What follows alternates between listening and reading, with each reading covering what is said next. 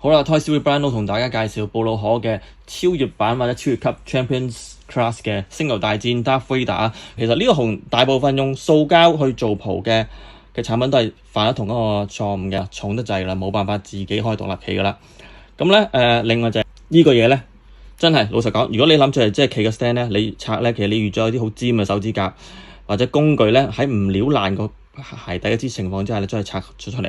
咁當然你可以留翻少少虛位咁，自己方面蓋開啦，即係撬開。好啦，可動性方面咧，我就覺得冇白兵咁好嘅。同埋咧，另外第二個缺點就係咧，你發覺咧，其實咧肚腩呢一橛咧，身體 abdomen 呢橛咧，其實好似俾人哋偷咗兩三 cm 嘅，應該話唔係兩三 cm。如果就咁肉眼睇，可能偷咗3至5 mm 嘅。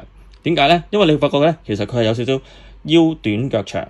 佢嘅手同腳係長啦，手又都係短嘅又係，咁你話加埋個身亦都短咗少少，所以你覺得佢唔夠高大同埋唔夠威猛嘅。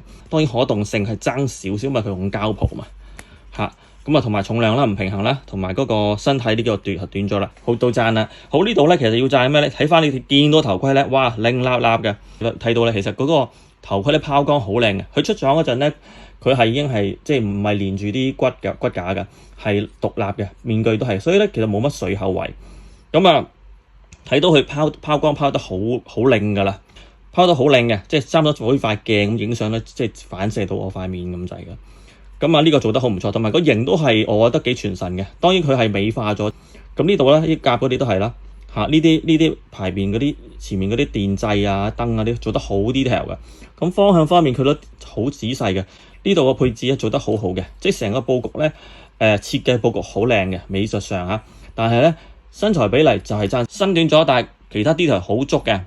你有啤件出嚟嗰啲效果好好嘅嗱。另外咧就另外一大亮點就係件袍，好多人話彈件袍，喂點解用膠啊又重啊？但係你睇真啲，見到啲我哋叫拋光啊，唔係磨砂紋啊。一般咧我哋拎嗰啲要拋光啦，個頭個頂嗰啲要拋光啦。呢度咧好零零細細大眾，你睇到同顏色同樣膠料，但係可能 ABS 啊出嚟咧，發覺咁大反差嘅。同埋呢個係似件即係絨布或者呢個叫反光嘅袍嘅，但係即係絹啊絲啊咁樣，但係咧佢係膠嘛。但係其實如果你揦一揦，其實做得好唔錯，形象啊、摺紋啊同埋個感覺係好似嘅。個 texture 就好似你留意翻。